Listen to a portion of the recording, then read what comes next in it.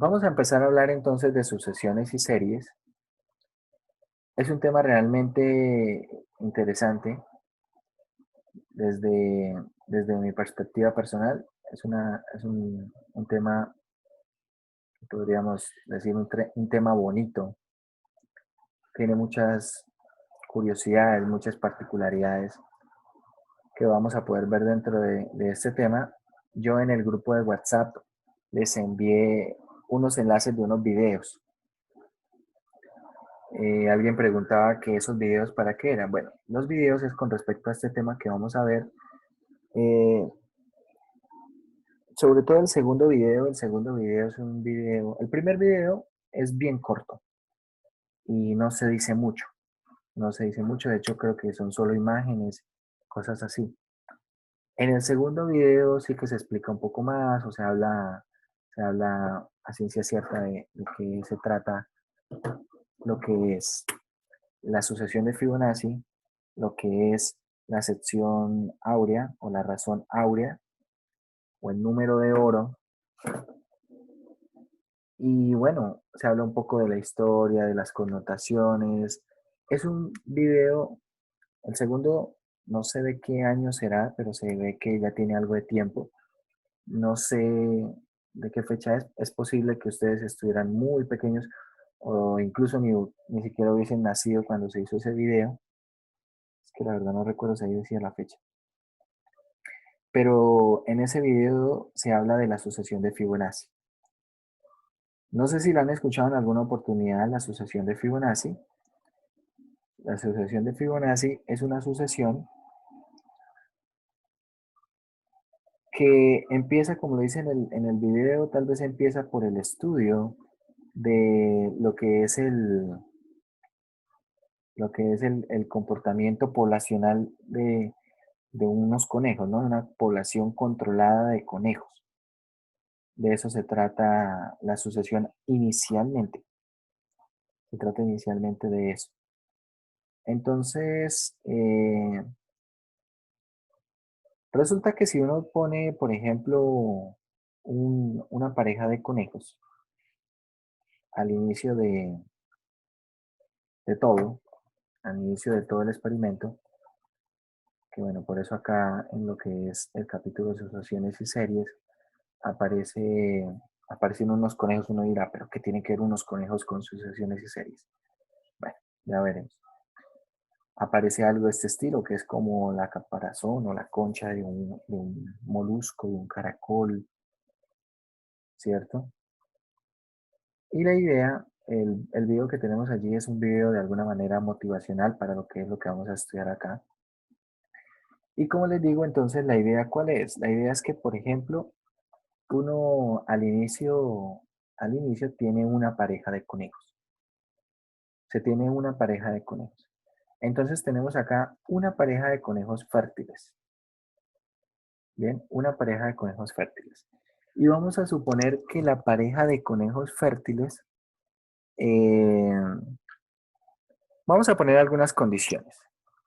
Vamos a suponer que un conejo llega a una edad reproductiva en un lapso de un mes. Bien, que lo que es el periodo de gestación se demora un mes. Es decir, que al inicio de todo, en el mes cero, suponga que usted compró una pareja de conejos. Entonces lo que vamos a contar acá es la cantidad de parejas fértiles que vamos a tener. Entonces en el mes cero, vamos a darle acá un poco más de espacio.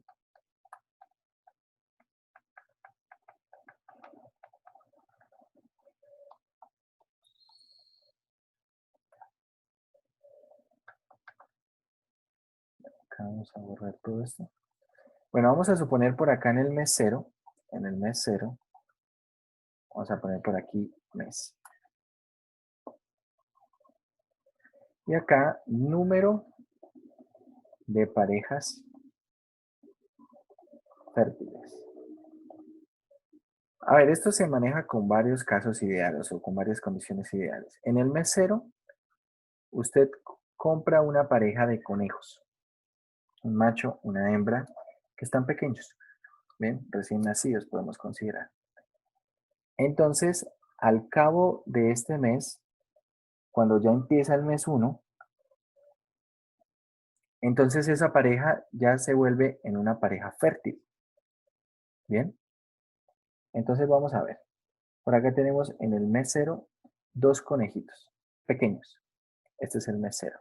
En el mes 1 ya tenemos dos conejos que van a ser conejos más grandes, que ahora van a ser fértiles. Vamos a suponer que los conejos tienen exactamente una pareja de conejos fértiles. Es decir, que cuando empieza el segundo mes, como les digo, la gestación de los conejos vamos a suponer que es de un mes y que ellos tardan un mes en crecer a una edad fértil, ¿ok? Entonces, estos dos conejos que venían para el segundo mes siguen estando, ¿no? Pero lo que vamos a suponer es que ellos ahora tuvieron una pareja de conejitos, una pareja de conejos fértil. Bien. Entonces, para el siguiente mes, el tercer mes, esta pareja aún va a estar, bien, esta pareja aún va a estar. Ellos tuvieron otra parejita de conejos, y ahora los conejos que teníamos antes, estos ahora van a ser conejos fértiles. ¿Sí? Ellos todavía no tienen descendencia, ellos todavía no, pero son conejos fértiles, ¿vale? Siguiente mes, en el cuarto mes que tenemos, entonces, los conejos originales, los iniciales, acá están todavía. Estos conejos que están acá, que ya estaban en edad fértil, ahora acá están. Estos chiquitines ahora estarán en edad fértil, pero los primeros conejos y los otros que ya son fértiles, cada uno tuvo una parejita de conejos. ¿Bien? Y así seguimos. Entonces, ahora acá vamos a tener estas tres parejas de conejos fértiles, estas tres parejas de conejos fértiles, tres parejas. Estos ahora se vuelven conejos fértiles. Y las tres parejas, cada una tuvo una pareja de conejos fértiles. ¿Sí? Cada uno tuvo una parejita ahí de conejos fértiles, conejitos ahí. Y entonces uno sigue haciendo esto y empieza a mirar el número de parejas fértiles. Entonces, claro, en el mes 0, ¿cuántas parejas fértiles tenemos? Ninguna. Tenemos 0. En el mes 1, ¿cuántas tenemos? Una. En el mes 2, ¿cuántas tenemos en el mes 2? Una. ¿Cierto? En el mes 3, ¿cuántas tenemos en el mes 3? Dos parejas de conejos. En el mes 3 tenemos dos parejas de conejos. En el mes 4 tendremos tres parejas de conejos. Ahí está. En el mes 5, ¿cuántas tenemos? Tenemos 1, 2, 3, 4, 5 parejas fértiles de conejos. En el mes 5 tenemos 5 parejas fértiles. Y así continuamos. Así continuamos, y algo que podemos ver es que en esta sucesión, en la sucesión de Fibonacci, se pueden ir construyendo la sucesión de la siguiente manera. Básicamente, si nosotros tenemos estos valores iniciales, 0 y 1, a partir de ellos yo puedo construir lo que es toda la sucesión. ¿Cómo? Voy a ir sumando dos elementos para obtener el siguiente. Por ejemplo, 0 más 1, ¿qué me da? Me da 1. Ahora, 1 más 1, ¿qué me da? Me da 2. Ahora, 1 más 2, ¿qué me da? 3. 1 más 3, ¿qué da? 5. La siguiente cantidad de parejas fértiles que vamos a tener es 8. Y la siguiente, si ustedes siguen haciendo la construcción de eso, serán 13. Luego tendremos 21. ¿Qué es lo que estoy haciendo? Estoy sumando dos elementos para obtener el siguiente. ¿Cierto? Sumo dos elementos consecutivos. El siguiente elemento, ¿cuál sería de esa sucesión?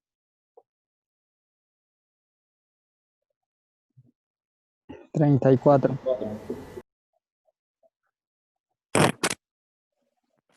Siguiente, 55, 55. Y así continuamos. Y así continuamos. Algo que uno puede ver cuando estudia la asociación de Fibonacci, como les digo, se empieza con el estudio de una población de conejos de esta manera, ¿sí? Con todas estas condiciones las que mencionamos. A ver, ¿qué es posible que los conejos tengan, no tengan una pareja, tengan más, ¿no? Tal vez usted dirá, no, es que los conejos no tienen solamente dos conejos, o tienen un montón de conejos, pero estamos poniendo las condiciones así. Bueno, acá tal vez estamos hablando de un mes, pero esto podrían ser intervalos de 2 meses o podrían ser intervalos de 3 meses. La verdad, yo no sé exactamente cuánto tiempo le toma a los conejos en llegar a una edad fértil, a una edad reproductiva. Y tampoco sé, por ejemplo, bueno, algo que tampoco se tiene en cuenta aquí es la vida del conejo, ¿no? O la vida reproductiva del conejo, que puede ser que, no sé cuánto vivirá un conejo que viva 5 años, 2 años, no sé cuánto viva un conejo en promedio. Y lo que les digo, no estamos contemplando esas condiciones. Estamos contemplando las condiciones que estamos planteando. Bien. Resulta que en un experimento como este, que se hace con respecto a los conejos, se estableció la sucesión de Fibonacci y algo que empezó a resultar bastante curioso es que la sucesión de Fibonacci empezó a aparecer por todos lados. Empieza a aparecer por todos lados. Y cuando digo por todos lados es que es de verdad. Resulta que la sucesión de Fibonacci, si nosotros construimos lo siguiente. A ver, esta construcción creo que podemos hacerla en GeoGebra y puede quedar mejor. Entonces vamos a ver aquí en GeoGebra y vamos entonces cómo queda esto. A ver, yo acá en GeoGebra voy a construir un rectángulo. A ver, no lo voy a hacer de manera exacta. Voy a poner acá un rectángulo de lado 1. Un cuadrado de lado 1. Bien. Voy a ir construyendo acá este cuadrado de lado 1. Junto a este cuadrado de lado 1 voy a poner otro cuadrado de lado 1. Y vamos a ir construyendo este otro cuadrado. Pegado a estos dos cuadrados,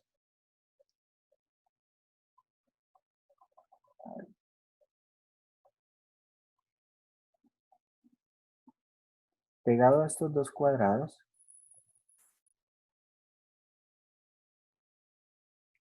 no quiero que aparezcan las etiquetas.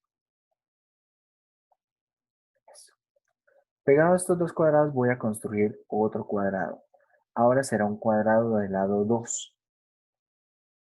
Y bueno, para juntar aquí un cuadrado de lado 2 tendría que hacerlo o arriba o abajo para que quede junto a ellos dos, ¿vale? Entonces acá tenemos un cuadrado de lado 2.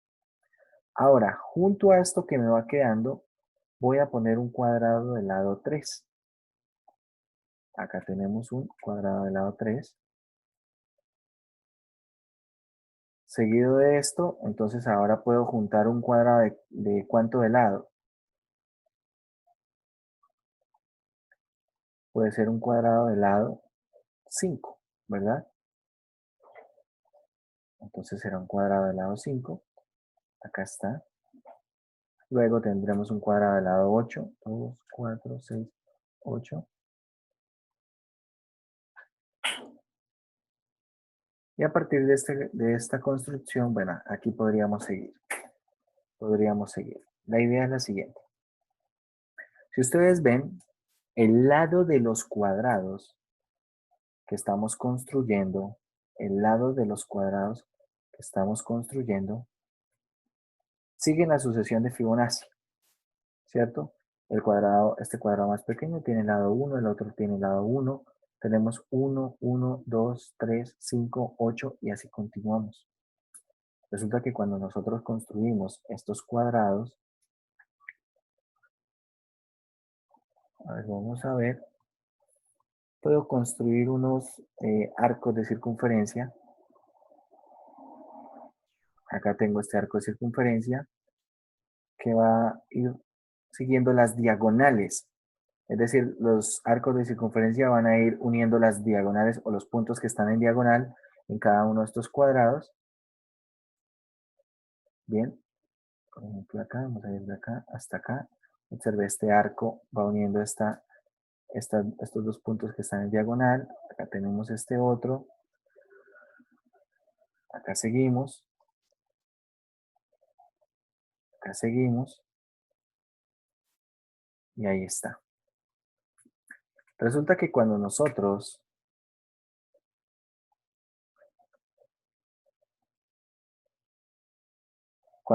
trazamos esta curva, si trazamos esta curva, a ver, voy a hacer aquí algo. Voy a poner todos los polígonos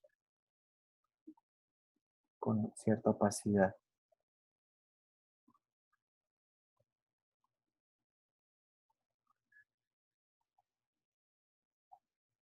Vamos a poner todo en color gris.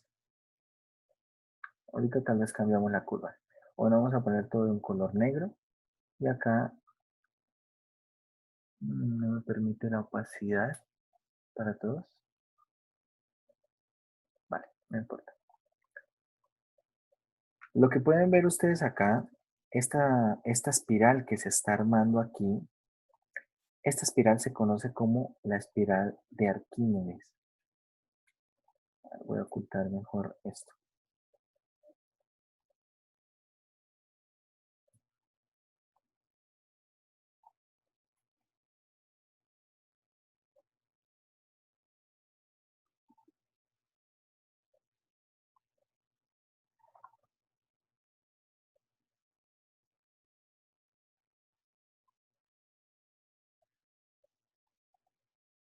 Esta la quiero minimizar.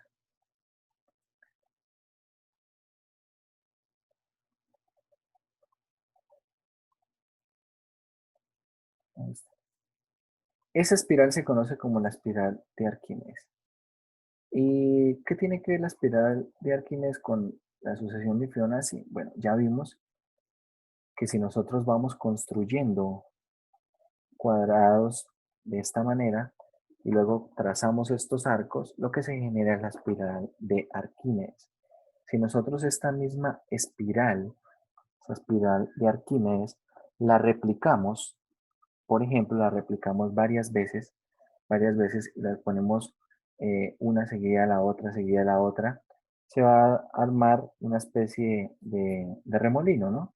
Es decir, si ahora parto de esta, toda la figura la inclino cierta cantidad, digamos toda la figura la inclino cierta cantidad, y ahora me queda la espiral así, y luego la sigo inclinando y me queda así, y de esta manera, bien, todo a partir del mismo punto. Bueno, ya me entienden a qué me refiero.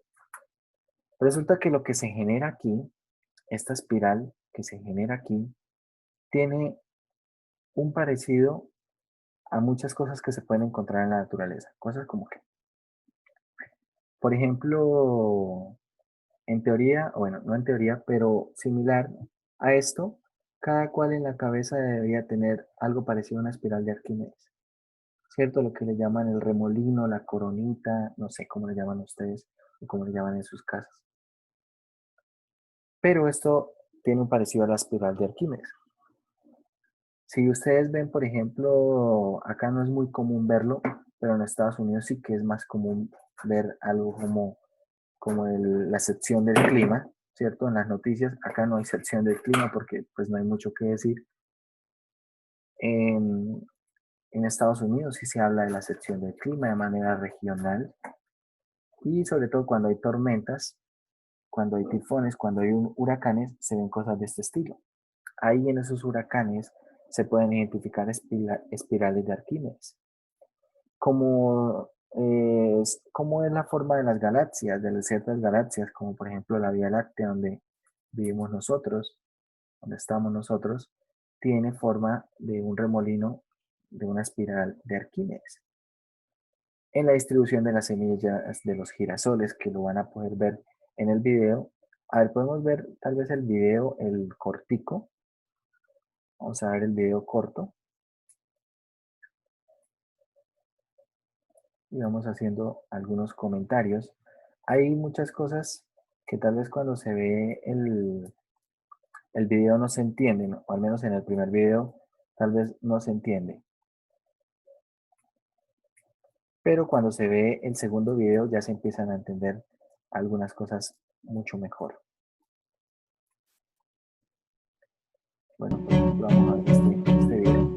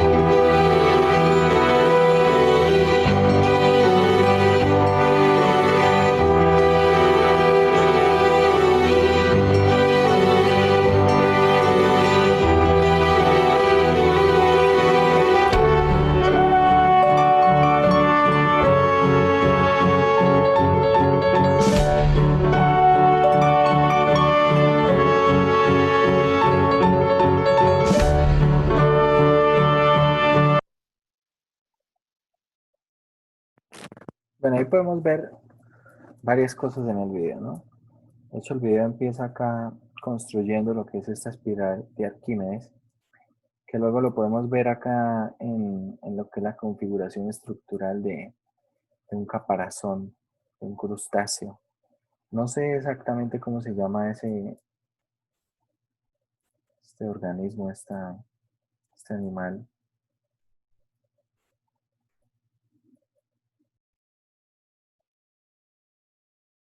Pero es precisamente esto que aparece, ¿no? Entonces ya empezamos a ver relación. ¿Qué pasa con los conejos? ¿Qué pasa con esta figura? ¿Qué tiene que ver uno con lo otro? ¿Qué tiene que ver todo esto con el tema que estamos estudiando? Hay muchas cosas que se pueden percibir en el video que tal vez solo en el video no se alcanzan a entender muy bien. Por ejemplo, algo que empiezan a hacer acá, algunas divisiones. Esto que está acá precisamente, esto que está acá en pantalla, es algo que se explica más en el otro video. Y si bien la sucesión de Fibonacci, se empezó a hablar de esta sucesión bueno, a partir de como tal su creación, bueno, creación, no sé si decirlo así, descubrimiento, más bien, alrededor del siglo XIII, mucho antes, Arquímedes había establecido el valor de phi. Resulta que en algún momento Arquímedes pues quiso resolver un problema que consistía en el siguiente, esto lo explican mejor o bueno, lo explican en el otro video. Si usted tiene un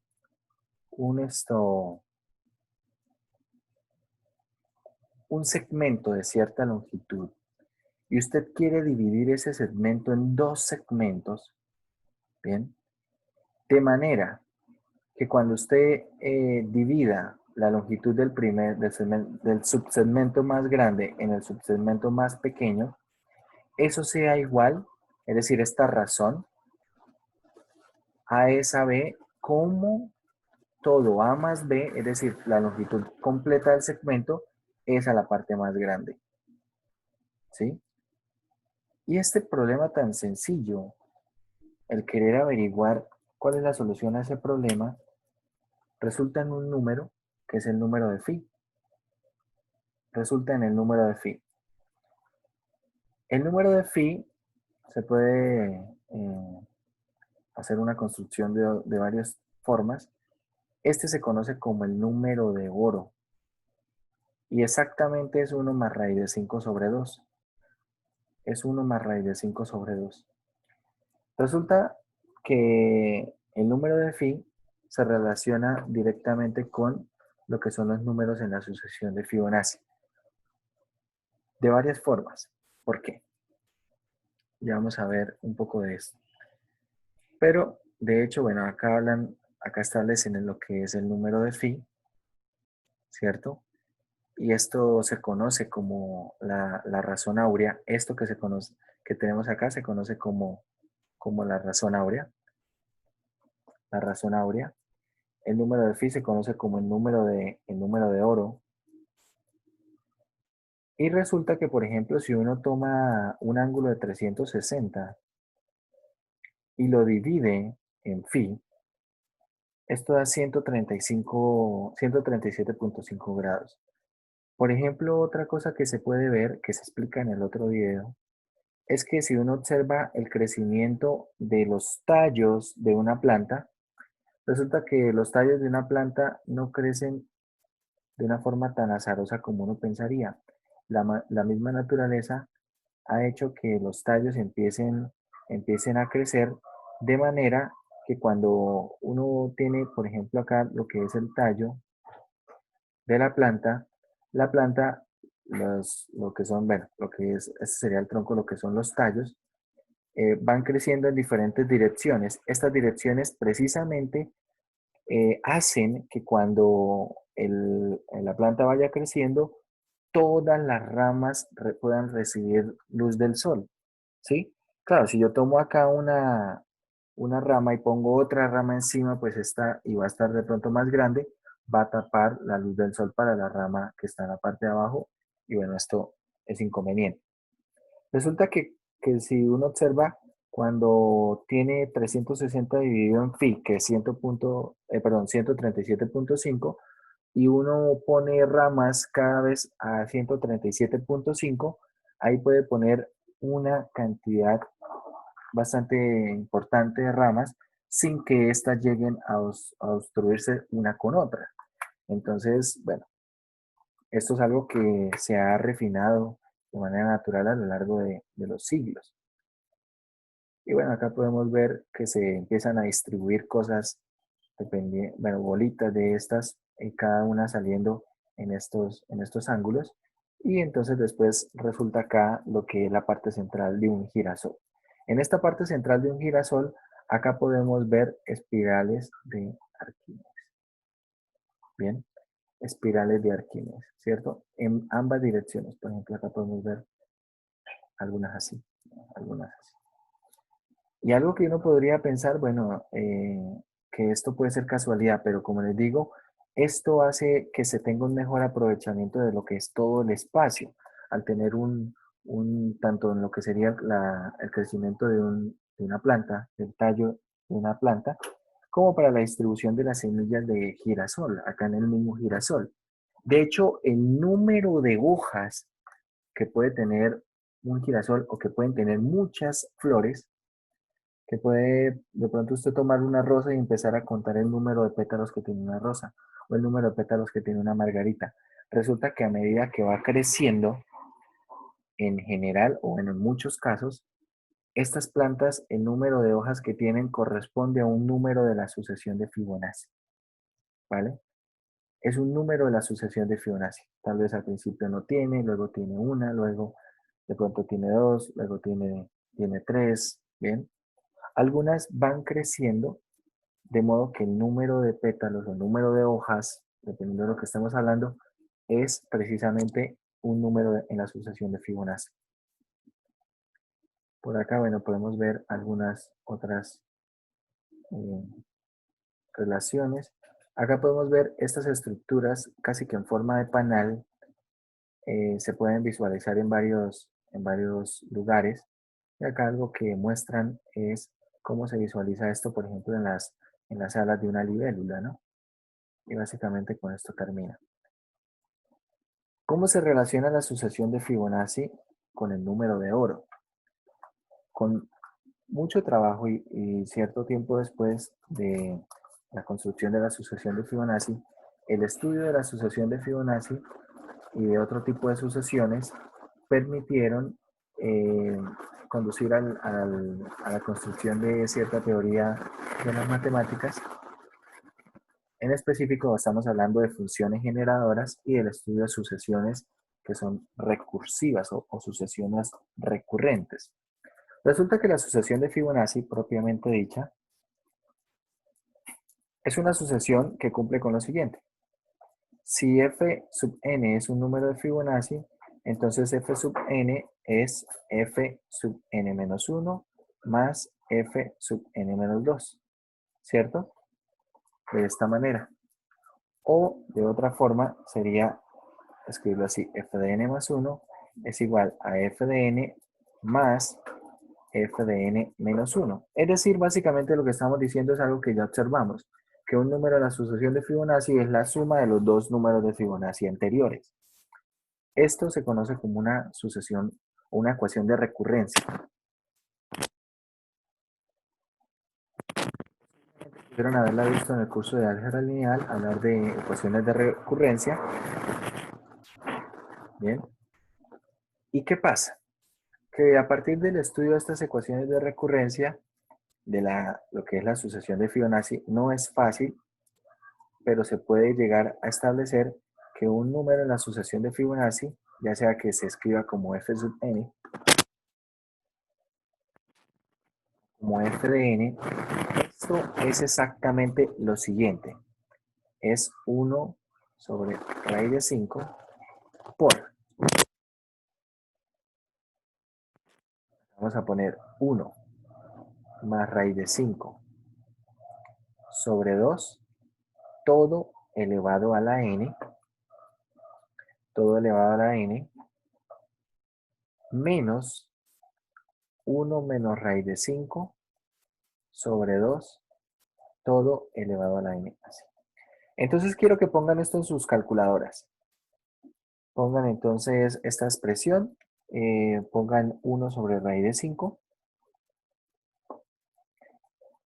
Esto que multiplica, abrimos acá un paréntesis y abrimos luego otro paréntesis y vamos a escribir acá 1 más raíz de 5 sobre 2 elevado a la x, porque vamos a ponerlo en términos de funciones, ¿cierto? O sea, ahorita vamos a evaluar esto y vamos a poner menos 1 menos raíz de 5 sobre 2 elevado a la x.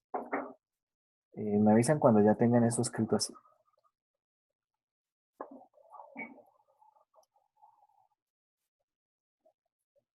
Listo, profe. ¿Listo? Ahora quiero que opriman la tecla Calc, la de calcular, la que está debajo del Shift. Y le van a oprimir tecla Calc y ahí le pregunta X y un interrogante, ¿no? ¿En quién quiere evaluar? Por ejemplo, vamos a darle 3 y díganme cuánto les da el resultado. 2. Vale, ahora quiero que le den otra vez Calc y le opriman 8 y quiero que me digan cuánto da el resultado. 21. 21. Vale. Si ustedes observan, opriman 0, Calc y 0. ¿Cuánto da el resultado? 0. 0. Acá está. Calc 1. ¿Cuánto da el resultado? 1. 1. Ahora evaluado, bueno, en 2 ya habíamos visto, no recuerdo. Bueno, vinimos en 2. Cuando evaluamos en 2, También da 1. cuando evaluamos en 3, nos da 2, ¿cierto? Cuando evaluamos en 4, ¿cuánto nos da? Nos da 3. Si evaluamos en 5, nos da 5. Si evaluamos en 6, nos va a dar 8. En 7 nos va a dar 13. En 8, que ya lo habíamos evaluado, nos dio 21. Por ejemplo, evaluado en 10, ¿cuánto da en 10? 55. Es decir, que esto que tenemos nosotros es una fórmula para construir números de la sucesión de Fibonacci.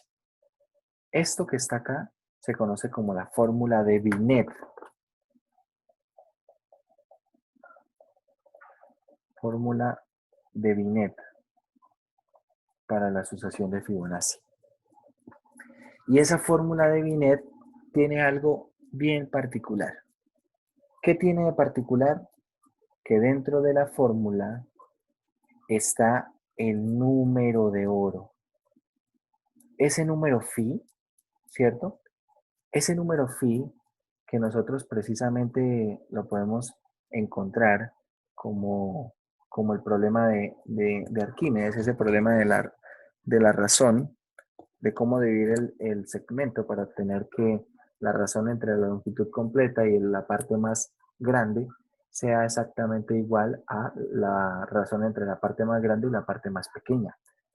Ese número que estableció Arquímedes hace siglos, hace bastantes siglos ya, que se conoce ahora como el número de oro, aparece en la fórmula de Binet para la sucesión de Fibonacci. Aparece allí. Es decir, no solamente con la sucesión de Fibonacci se puede generar lo que es la espiral de Arquímedes, y la espiral de Arquímedes se puede encontrar en un montón de lugares. El número de oro también se encuentra en un montón de lugares. Todo esto se relaciona, entre otras cosas, a partir de esta fórmula. La fórmula de Binet relaciona el número de oro con los números de la sucesión de Fibonacci. En algunos textos, en algunos videos, a esta sucesión o a ese número de oro le conocen como el número de Dios o el número divino o la razón divina, ¿vale? Precisamente porque aparece en todo, ¿no? O sea, aparece, pues va, en todo sería muy amplio decirlo, pero aparecen muchas cosas en la naturaleza, en muchas cosas en la naturaleza. Y algo que, aunque parezca increíble, o no sé si les parezca increíble, tal vez uno pensaría que ya se ha encontrado todo sobre la asociación de Fibonacci, y no. Cada vez que se sigue avanzando, siguen apareciendo cosas en la sucesión de Fibonacci. Siguen apareciendo resultados que tienen que ver con la sucesión de Fibonacci. Y cosas que realmente no se están buscando, ¿no? O sea, no es como decir, bueno, vamos a estudiar biología, a ver dónde aparece la sucesión de Fibonacci. No, está estudiando biología, de pronto se está estudiando algo, crecimiento poblacional, se está de cierto tipo de población, se está estudiando de pronto cómo crece o el número de hojas, etcétera, y se van haciendo observaciones y casualidad, aparece por ahí la sucesión de Fibonacci de una u otra manera. De hecho, bueno, hablando un poco también de lo que es el número de oro, esa razón áurea. Como pueden ver, el número de oro o esa razón áurea es la razón entre dos longitudes, ¿no? Ahí como veíamos la construcción del segmento. Resulta que el número de oro se encuentra también en muchos lugares artísticamente hablando. Si por ejemplo ustedes ven el video, el otro video que es el video largo, el video completo, ahí explican muchas cosas y bueno, también es verdad que hay varias cosas que ahí no se dicen. Pero bueno, al menos esto nos deja ver un buen panorama de lo que es la sucesión de Fibonacci y el número de oro. Por ejemplo, en los cuadros de Leonardo da Vinci, en los cuadros de Dalí, se pueden encontrar bastante las proporciones del número de oro o la sección áurea, la razón áurea. Por ejemplo, si ustedes miran en dibujos de Leonardo da Vinci, como la Mona Lisa, y comparan el alto del rostro de la Mona Lisa con lo que es el ancho del rostro, resulta que esa razón es muy parecida al número de oro. La diferencia tal vez eran por decimales, pero es prácticamente el número de oro.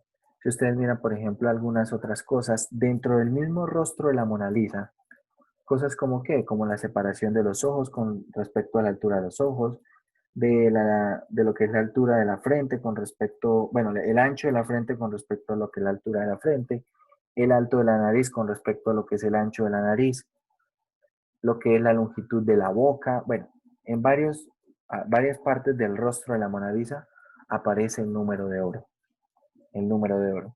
Y no es en la única obra de Leonardo da Vinci donde aparece. Y hay varias cosas donde se puede apreciar que aparece. Por ejemplo, en construcciones arquitectónicas de la antigua Roma, se puede evidenciar que aparecen estas razones áureas, estos números de oro. Y uno dice, bueno, pero ¿será que todo esto es casualidad? Creo que sería demasiada casualidad para que aparezca por todos lados, ¿no? Entonces, algo que podemos ver es que la sucesión de Fibonacci aparece en muchos lugares. Por eso es importante de alguna manera estudiar sucesiones. Bien, resulta que hoy por hoy, sobre todo en lo que es en física, en muchas partes, bueno, en muchos estudios de física, de mecánica cuántica, está empezando a aparecer otro número, que no es el número de oro. Es otro número, creo que se llama Psi, un número que se llama como Psi. La letra griega Psi. Y este número hasta el momento no se registraba. Claro, piensen ustedes que están haciendo, no sé, algunas cuentas, ¿no? Algunas cuentas y ustedes por ahí hacen algunas cuentas y si de pronto en esas cuentas les aparece un número como 1 más raíz de 5 sobre 2, usted dice, pues bueno, ¿qué es ese número y qué vamos a hacer, no? No tiene nada especial ese número. Pero si empieza a hacer varias cuentas y de pronto empieza a ver que ese número empieza a surgir en varios lugares, ¿cierto? Empieza a aparecer como respuesta a varias preguntas sin conexión. Me dice, bueno, este número tiene algo especial, ¿no? Debe tener algo especial, como por ejemplo pasó con el número de oro, y más hoy por hoy que sabemos todo lo que tiene que ver con el número de oro, bueno, no todo, pero sí sabemos muchas cosas de donde aparece el número de oro, pues resulta que ahora en los estudios que se están haciendo actualmente, en los estudios modernos, está empezando a aparecer otro número que se llama el número psi. ¿Qué tanta trascendencia puede llegar a tener ese número a lo largo no sé, de 50 años, de 100 años, de 2 siglos, pues no es algo que nosotros no podemos saberlo, ¿no? Pero pues quién sabe, de pronto ustedes en algún momento en sus estudios o en su parte investigativa, si quieren dedicarse a la investigación, puedan hacer algún descubrimiento con respecto a este número que más adelante, tal vez unos 2 siglos después, puedan decir, bueno, ese número es el número de fulanito de tal, ¿no? Y que lleve ese número su nombre por tal vez las relaciones que logra descubrir usted con respecto a ese número, no se sabe, ¿vale? Bueno, aunque realmente esto no se hace por fama. Esto mucha gente no hace estas cosas por fama. Realmente yo creo que los que tratan de hacer en la parte académica cosas por fama resultan fracasando. Digo yo, ¿no? Los que lo hacen más por lo que es el mismo conocimiento, la misma academia, son los que llegan a obtener fama sin siquiera darse cuenta, ¿no? El estudio de sucesiones es un estudio bastante interesante desde el punto de vista académico.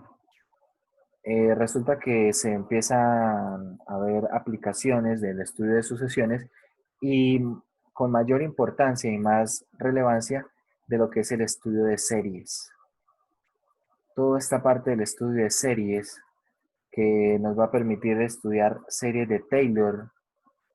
Hoy por hoy con series de Taylor se pueden resolver muchos problemas. ¿Problemas como qué?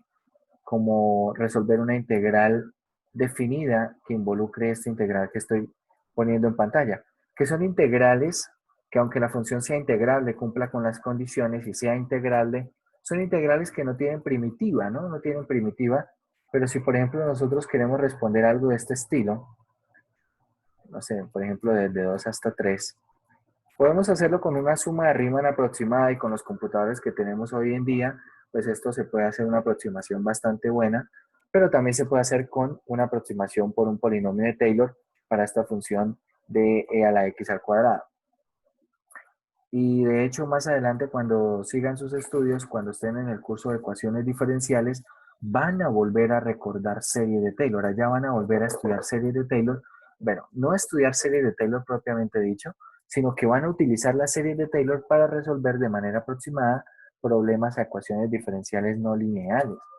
Entonces allá van a volver a usar lo que serán estas series de Taylor.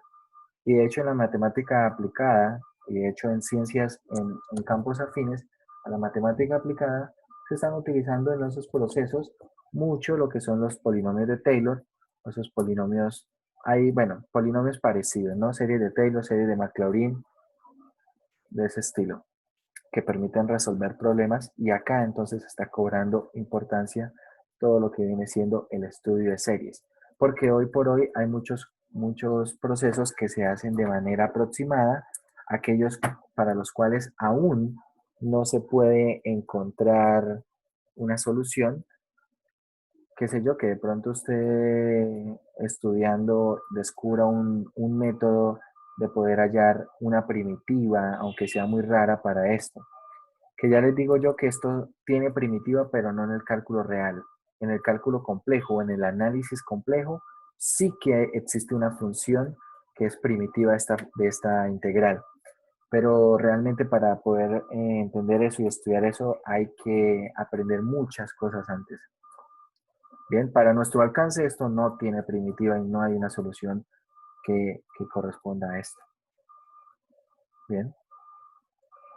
Con respecto bueno, lo que será todo este estudio, algo que nos va a interesar inicialmente será el estudio de sucesiones. En la parte de sucesiones vamos a hablar de sucesiones propiamente dichas. Una sucesión básicamente es una función que tiene por dominio los enteros positivos. Ya en la próxima clase comenzaremos de esto. Mañana hablaremos un poco más en detalle de esto. Y vamos a ver, aquí realmente en el texto no se alcanzan a vislumbrar todos los alcances que pueda tener el estudio de sucesiones y el estudio de series.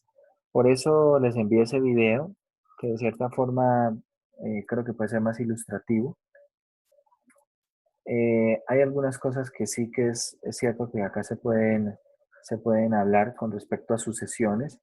Por ejemplo, hay sucesiones que pueden ser gráficas, como este problema número 77. Este se conoce como la curva de Koch o el copo de Koch. Bien, y básicamente esto es un fractal. Esto es un fractal. Hay fractales que de hecho son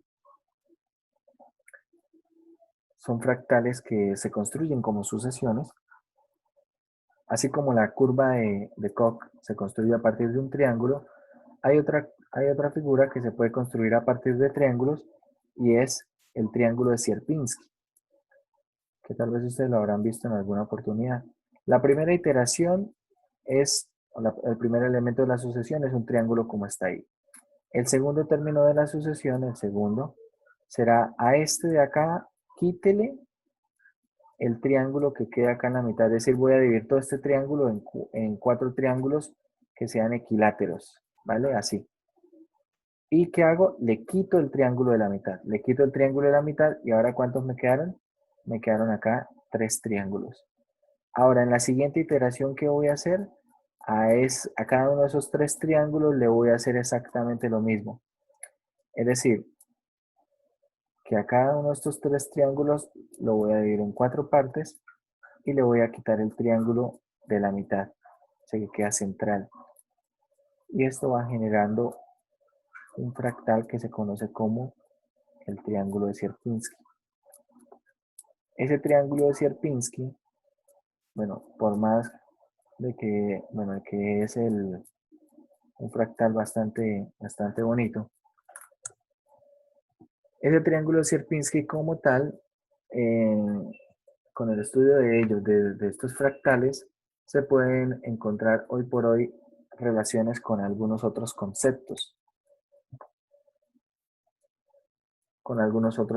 De hecho, hoy por hoy, bueno, si ustedes miran la parte del estudio de fractales, estos realmente son sencillos. Hay un fractal que es muy bonito.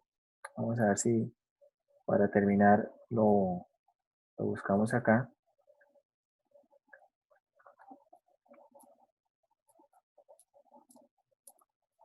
El fractal de Mandelbrot. Este se puede construir en GeoGebra.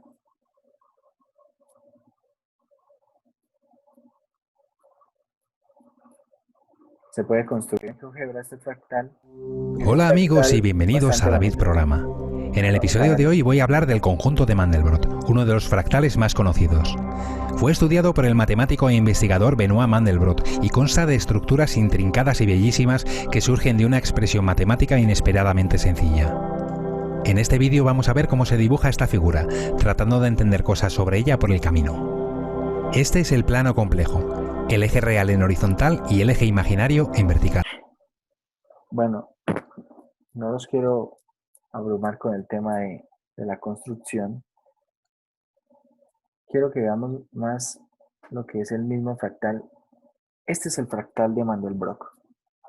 Y de hecho, ¿qué es un fractal? Básicamente un fractal, si usted toma una porción de la figura, como pudimos ver al principio, usted toma, por ejemplo, una porción acá de la figura, por ejemplo, esto que estoy encerrando, y yo me aproximo lo suficiente, resulta que toda la figura completa la puedo ver reflejada aquí.